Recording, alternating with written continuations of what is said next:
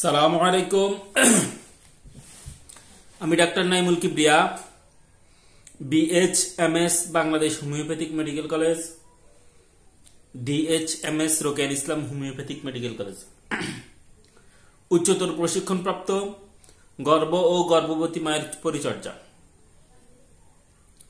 আমরা বলতেছিলাম ইনফার্টিলিটির যতগুলা কারণ, তার মধ্যে অনেকগুলা বিষয় বলার পরে আজকে গত ভিডিওতে বলতেছিলাম ওভারিয়ান ইনফ্লামেশন নিয়ে।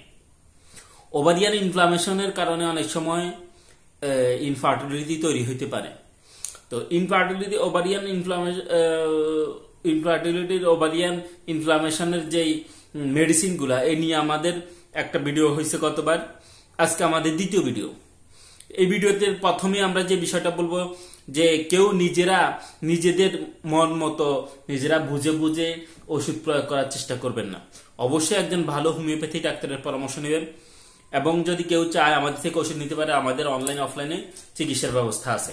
আমাদের নির্দিষ্ট ভিজিট 1000 টাকা পরিশোধ করে যে কেউ আমাদের থেকে চিকিৎসা নিতে পারে। তো এই পর্যায়ে আমরা বলবো আমাদের মেডিসিনের আজকের মেডিসিন বলবো আর্জেন্ট নাইট মেডিসিনের মধ্যে আমরা দেখি যে এই আর্জেন্ট নাইটের রোগীর মধ্যে মনে হয় যে তার ডিম্বাশয় বড় হয়ে গেছে, এবং অনেক সময় আর্জেন্ট নাইটের এরকম হইতে পারে যে এরা রক্তপদর সহ ডান ওভারিতে কেটে ফেলার মতো বেদনা অনুভব করে। রক্তপদর সহ ডান ওভারিতে কেটে ফেলার মতো অনুভব করলেও আমরা আর্জেন্ট নাইটের কথা চিন্তা করি।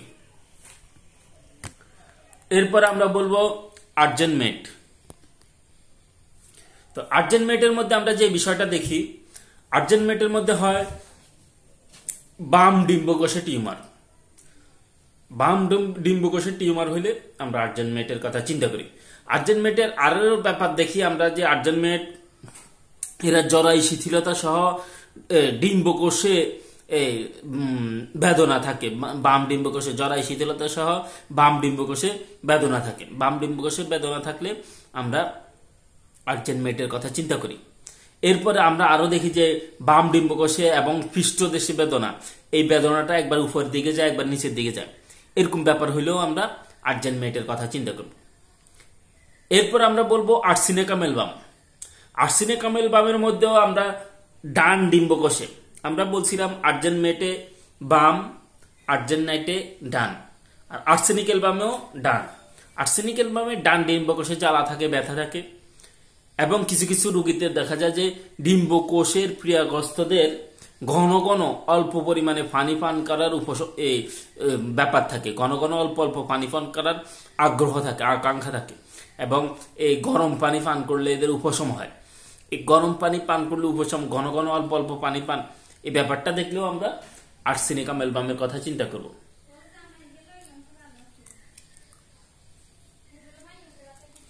এরপর আমরা বলবো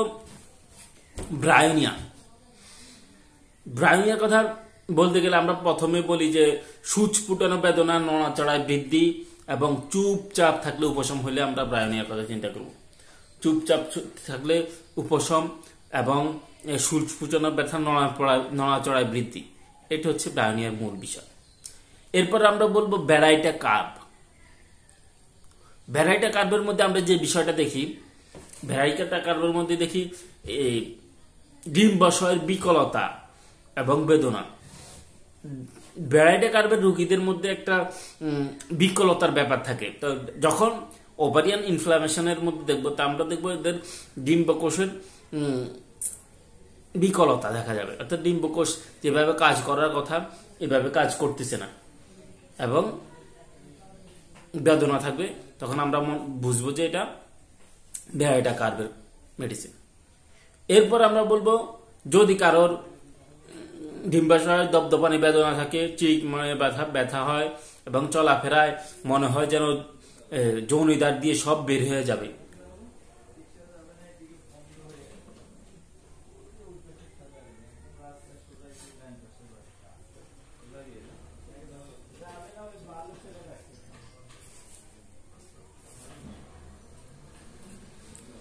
এভাবে যদি ডিম্বকোষে দপদপানি বেদনা, ছিরিক মারা বেদনা থাকে, তখন আমরা এদের জন্য বেলোডোনার কথা চিন্তা করব। চলাফেরা যেন মনে হয় যৌন দাঁত দিয়ে সব বের হয়ে যাবে, এরকম ব্যাপার হইলে আমরা এই চিরিক মারা বেদনা, দপদপানি বেদনা হইলে আমরা বেলোডোনার কথা চিন্তা করব।